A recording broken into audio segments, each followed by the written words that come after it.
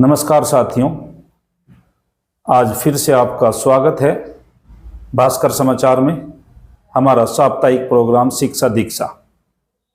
आज हम एक ऐसी शख्सियत के साथ यहाँ बैठे हैं जो शिक्षक होने के साथ साथ पहले आरटीआई कार्यकर्ता के रूप में, उसके बाद एक संगठन से जुड़े, उसके बाद आपने एनजीओ के आप सदस्य बने और उस एनजीओ के माध्यम से भी आप शिक्षकों की पीड़ाओं को हरने का काम करते हैं।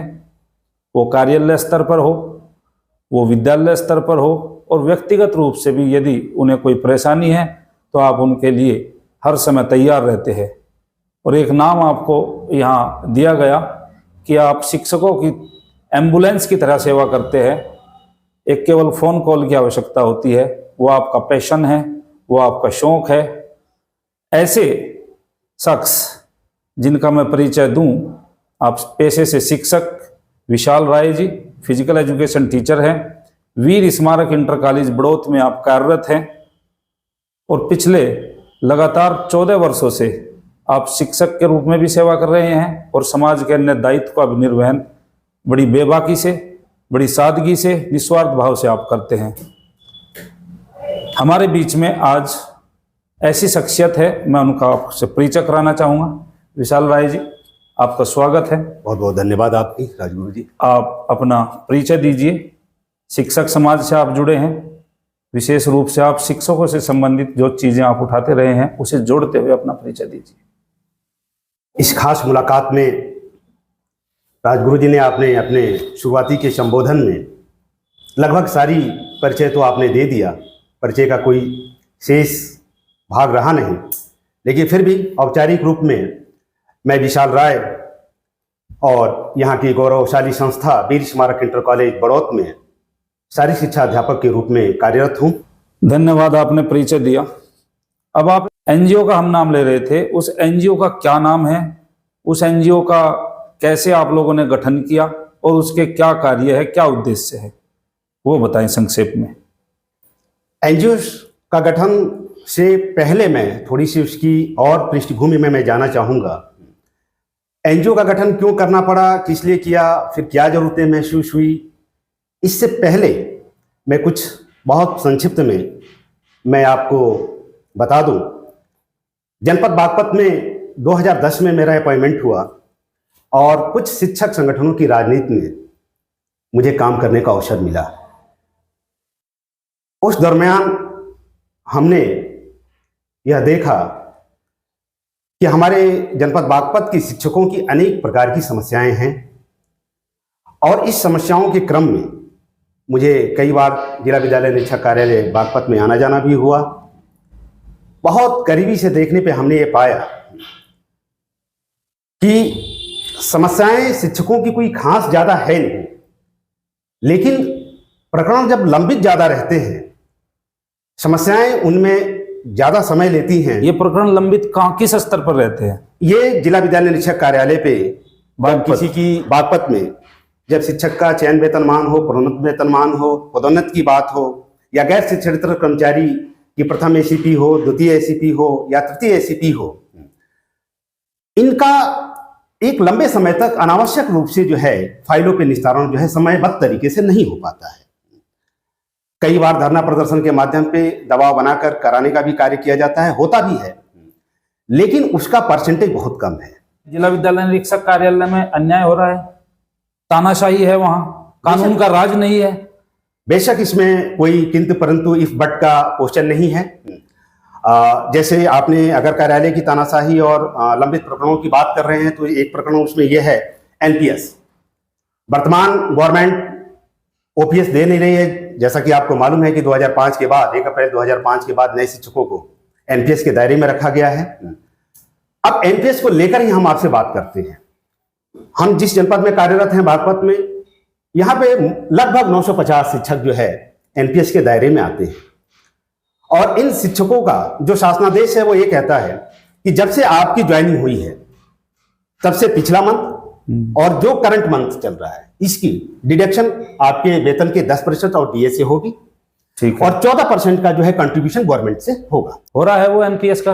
नहीं, कंट्रीब्यूशन बिल्कुल नहीं हो रहा है। और ये मैं ये मानता हूं कि हमारे जनपद में बागपत में 71 कॉलेज हैं, राजकीय कॉलेज भी हैं, लगभग 19-20 के करीब में। प्रत्येक जिले, प्रत्येक कॉलेजों की ये समस्या है और हर शिक्षक इससे कहीं ना कहीं व्यथित है।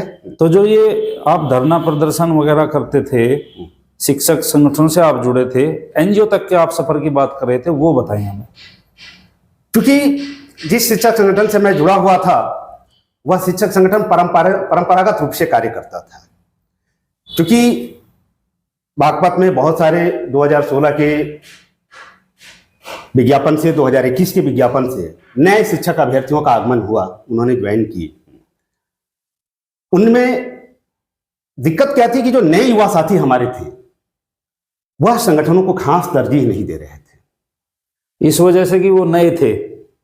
नहीं, ये भी कह सकते हैं कि उनका समाधान वो संगठन नहीं कर पा रहे थे। आप कौन से जनपद के रहने वाले हैं? मैं जनपद गाजीपुर का रहने वाला हूं मूलतः। आप पे एक आरोप लगाते हैं कुछ शिक्षक संगठन कि आप यहाँ पूरबवाद की राजनीति करते हैं, पूरब के शिक्षकों की एक लॉबी बनाकर उसकी यहाँ आप राजनीतिक दबाव के रूप में उसको आप यहाँ प्रयोग करते हैं, और कहीं ना कहीं आप पे ये पूरबवाद का ठप्पा लगता है।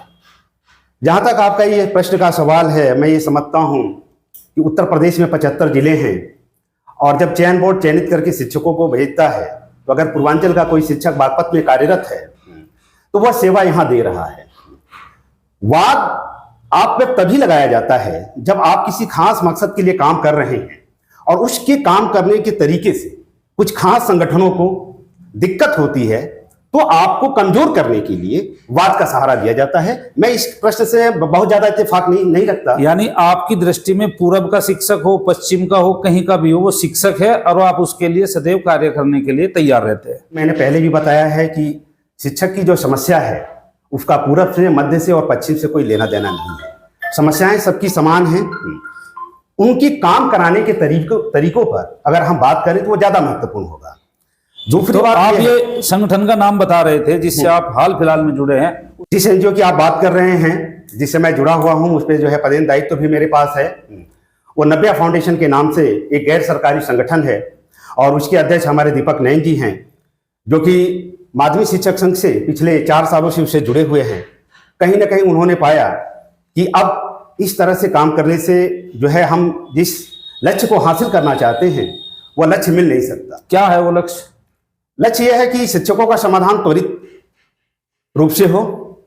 शिक्षा के साथ साथ हम उसमें पर्यावरण को भी जोड़ा, हमने स्वास्थ्य को भी जोड़ा, जन स्वास्थ्य की भी बात की उसमें। पर्यावरण जो कि आज का बहुत ज्वलंत विषय है, मेरा यह मानना है कि शिक्षक एक चेतन और चेतना युक्त समाज होता है और बहुत सारे शिक्षकों को जोड़कर हम उन शिक्षकों के माध्यम से पर्यावरण के लिए अगर काम करें, समाज के लिए काम करें, उनके स्वास्थ्य के लिए काम करें, जो नई नई चुनौतियां हैं, तो वो ज्यादा बेहतर होगा। तो आप शिक्षक के रूप में काम करते हैं, फिर ये काम बाद के कब करते हैं? शिक्षक का पहला दायित्व होता है कक्षा में पढ़ाना जी, या अपने विद्यालय में काम करना। हमारा जो ड्यूटी आवर है, उन ड्यूटी आवर को जो भी निर्धारित किया है शासनादेश है, उसके तहत जो उसके शैक्षणिक घंटे हैं, उन घंटों को पर्याप्त पूरा करने के बाद फिर हमारा जो बचा हुआ समय है वो हम उसमें देते हैं। इसके लिए एक साथी शायद आपसे जुड़े हैं, सचिन चिकारा जी, जो प्रवक्ता है सेंट मैरी इंटर कॉलेज रटोल में। वो एनपीएस पर लगातार शिक्षकों के लिए काम करते हैं, तो उनसे आपका संपर्क है? बिल्कुल है, अच्छी तरीके से जानता है, मिलके काम करते हैं वो। उनको कोविड के दरमियान हम सभी साथी, उसमें आप भी थे, उनको अटैच कराया अपने कार्यालय पे। और विगत पिछले 8 सालों से जो एनपीएस का प्रकरण बिल्कुल शिथिल पड़ा हुआ था, उसमें कोई खास प्रगति नहीं। जो डाटा हमारे पास था वो लगभग 6,500 करोड़ कोरोना काल के दौरान उन्होंने शिक्षकों के खातों में भेजे, और उसमें दीपक नैन, विशाल राय, सचिन चिकारा जी की महत्वपूर्ण भूमिका रही। आने वाले समय में उनका भी हम एक साक्षात्कार करेंगे, और जो जनपद के 950 शिक्षक कर्मचारी माध्यमिक विभाग में लगे हुए हैं, उनका जो लंबित प्रकरण पड़ा है एनपीएस का विशेष रूप से, उस पर उनसे चर्चा करेंगे। हमारे शिक्षक, जनपद बागपत के कर्मचारी, प्रधानाचार्य, आप सभी मेहनत से विद्यालयों को चलाते हैं, समाज के लिए निस्वार्थ भाव से बहुत कम संसाधनों में बड़े बड़े काम करने का आप प्रयास करते हैं और नव्या फाउंडेशन उसमें विशेष सहयोग करने के लिए आपका तैयार है। अगले एपिसोड में फिर ऐसी एक खास मुलाकात खास व्यक्ति से, उसमें कोई शिक्षक साथी भी हो सकता है, उसमें कोई नवोदित छात्र जिसने नए कीर्तिमान स्थापित किए हैं वो भी हो सकता है। आज के लिए इतना ही। नमस्कार।